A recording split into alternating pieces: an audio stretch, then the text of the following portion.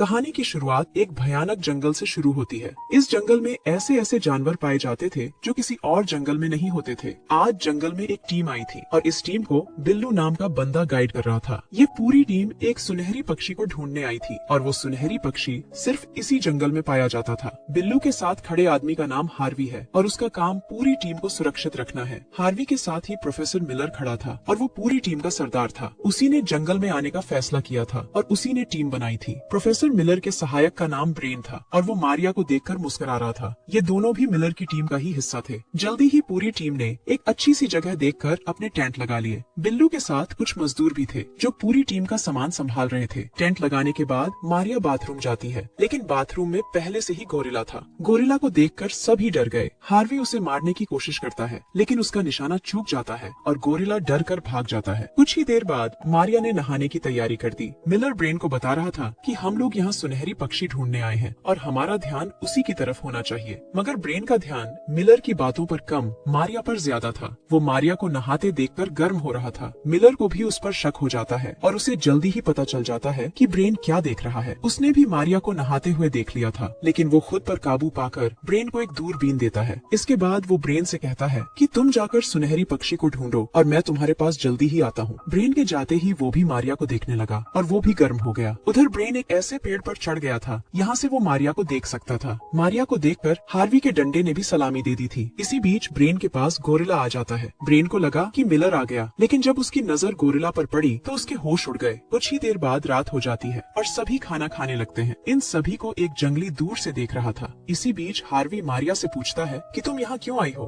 Harvey को बताया जाता है कि मारिया का पति भी जीव जंतुओं पर खोज करता था। वो अपनी खोज करने इसी जंगल में आया था और तभी से गायब है। उसके साथ मारिया का बेटा भी था और वो भी गायब था। मारिया उन्हें ही खोजने यहाँ आई थी। जंगली अभी भी उन्हें देख रहा था और इसी बीच टार्जन भी उन्हें दूर से देखने लगता है। टार्जन भी इसी जंगल में रहता था। उसकी नजर मारिया के तरबूजों पर जम चुकी थी क्योंकि उसने आज पहली बार तरबूज देखे थे। वो लगातार मारिया को देख रहा था और तभी उसके पीछे गोरिल्ला लग जाता है। उधर मारिया की गुफा में एक सांप घुस गया था। उसे लगा कि हार्वी उसके साथ छेड़छाड़ कर रहा है, लेकिन जब वो हार्वी के हाथ देखती है तो उसका शक मिलर पर जाता है। मिलर के हाथ भी ऊपर देखकर वो ब्रेन पर शक करने लगी। ब्रेन अपने ही नशे में खाने की तारीफ कर रहा था। मारिया को लगा कि ब्रेन ही उसके साथ छेड़छाड़ कर रहा है, इसलिए वो उसे एक थप्पड़ जड़ देती है। अब ब्रेन उठने की कोशिश कर रहा था और उसके खाली हाथ देखकर मारिया समझ गई कि उसकी गुफा में क्या है। अब वो डर कर वहाँ से भाग जाती है और तीनों आदमी हैरानी से उसे देखने लगते हैं। अगले दिन मारिया की नौकरानी जून हार्वी के पास आकर पूछती है, क्या मैं आस पास घूमने जा सकती हूँ। हार्वी के हाँ करते ही वो घूमने चली जाती है।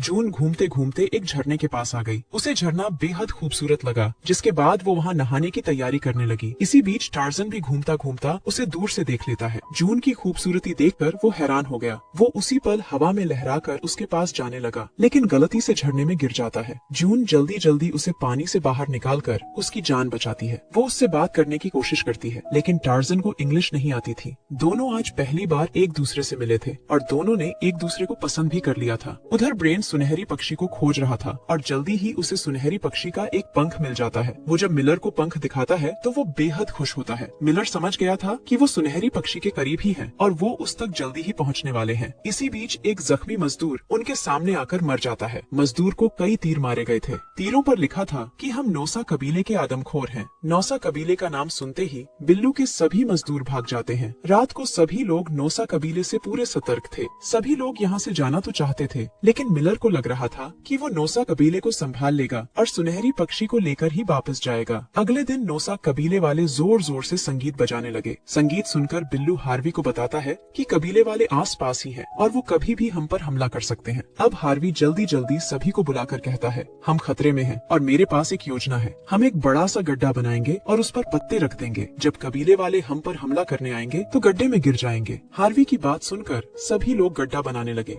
जोश जोश में वो इतना बड़ा गड्ढा बना देते हैं कि वो खुद ही उसके अंदर फंस जाते हैं। इसी बीच नौसा कबीला भी इन्हीं की तरफ बढ़ रहा था और जल्दी ही वो सभी को पकड़ लेते हैं। थोड़ी ही देर बाद सभी लोग नौसा कबीले में थे और सभी को बांध दिया गया था। कबीले वाले आग जलाने लगे ताकि वो कैदियों को पकाकर खा सके। आग जलाने के बाद कबीले वाले अपने हथियार भी तेज करने लगे। इसी बीच मौका देखकर टार्जन जून को भगा कर ले जाता है। कबीले से कुछ ही दूर हमें एक लड़की नजर आती है जो नौसा कबीले को देख रही थी। इस लड़की का नाम सोफिया सोफी था और गोरे गोरे कैदियों को देखकर उसने कई लड़कियों को बुला लिया था। अब नोसा कबीले वाले जैसे ही कैदियों को मारने लगते हैं तभी सोफी उन पर हमला कर देती है। सोफी की टीम के पास तेजधार हथियार थे जिससे डरकर पूरा नोसा कबीला भाग जाता है। अब सोफी के कहने पर सभी को आजाद कर दिया गया। वो सभी को बताती है कि तुम्हें हमारे कबीले में चलना होगा। हार्वी उससे पूछता है कि तुम हमारे साथ क्या करोगी। इस पर सोफी बताती है कि हम सभी लड़कियां तुमसे प्यार करेंगी और तुम्हारे बच्चों की माँ बनेंगी। सोफी की बात सुनकर तीनों आदमी बेहद खुश हो गए। कुछ ही देर बाद सभी लोग सोफी के कबीले की तरफ बढ़ रहे थे। रास्ते में सोफी मिलर को अपने कबीले के बारे में बताती है। सोफी के कबीले का नाम नारी कबीला था और इस कबीले में सिर्फ लड़कियां ही थीं। इस कबीले को श्राप था कि ये सिर्फ गोरे आदमियों से ही प्यार कर सकती हैं और उन्हीं के बच्चों को जन्म दे सकती हैं। श्राप के कारण इस कबीले में सिर्फ लड़कियों का ही जन्म होता था। कबीले का सरदार एक गोरा आदमी था लेकिन वो बूढ़ा हो चुका था और उसके डंडे में अब पहले जैसी बात नहीं रही थी। जल्दी ही सभी लोग नारी कबीले में पहुंच गए। सभी का जोरदार स्वागत होता है। स्वागत के बाद कबीले का सरदार भी मिलर की टीम से मिलने आता है और ये सरदार मारिया का पति विलियम था। विलियम को जिंदा देखकर और उसकी सच्चाई जानकर मारिया बेहोश हो गई। थोड़ी ही देर बाद विलियम मारिया को बताने लगा कि उसके साथ क्या क्या हुआ था।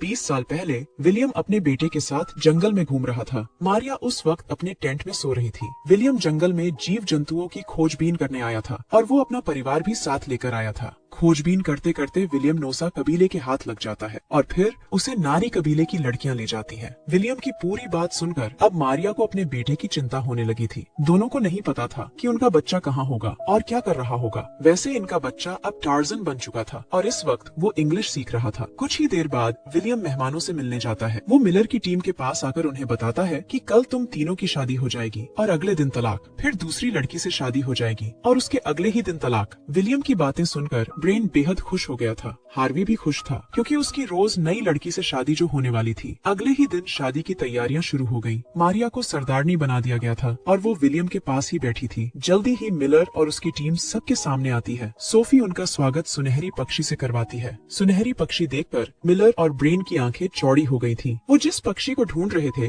वो उन्हें इस कबीले में दिखा। अब जल्दी ही शादी की रस्म शुरू हो जाती है। तीनों को लग रहा था कि इनकी शादी खूबसूरत लड़कियों से होगी, लेकिन तीनों की शादी मोटी मोटी लड़कियों से कर दी जाती है। पहली ही रात में तीनों का बुरा हाल हो गया था। अब कहानी 3 महीनों बाद शुरू होती है। तीनों ही इस रोज की शादी से परेशान हो गए थे। तीनों अब यहाँ से भागना चाहते थे लेकिन सोफी उन्हें भागने नहीं देती। विलियम तीनों की हिमायत कर रहा था इसलिए सोफी ने उससे सरदारी छीन ली थी और खुद ही कबीले की सरदार बन गई थी। अब कुछ देर बाद चारों की शादियां होने वाली थीं। सोफी के आदेश पर विलियम को भी शादी के लिए तैयार कर लिया था। एक बार फिर से सुनहरी पक्षी से चारों का स्वागत करवाया गया। इसी बीच बिल्लू भी अपने साथियों को लेकर कबीले को घेर लेता है। वो अपनी टीम को आजाद करवाने आया था। टार्जन और जून भी कबीले तक पहुंच गए थे। अपनी टीम को जिंदा देखकर जून बहुत खुश थी। जल्दी ही बिल्लू की टीम गोलियां चलाने लगी जिस कारण कबीले में भाग दौड़ मच गई थी। टार्जन भी अपने जानवरों को बुलाता है ताकि जून की टीम को बचाया जा सके। टार्जन की आवाज सुनकर बहुत सारे हाथी कबीले की तरफ दौड़ने लगे। मिलर ने मौका देखकर सुनहरी पक्षी चुरा लिया था जिसके बाद वो सभी लोग कबीले से भाग जाते हैं। हाथी भी कबीले तक पहुंच गए थे और बिल्लू के सभी साथी उनके पैरों तले आ जाते हैं। कहानी के आखिर में मिलर की पूरी टीम बच गई थी जबकि बिल्लू के गोरे साथी सोफी के हाथ लग जाते हैं। टार्जन ही मारिया का बेटा था जिसे पाकर मारिया बेहद खुश हो गई थी। इसी के साथ इस कहानी का यही अंत हो जाता है।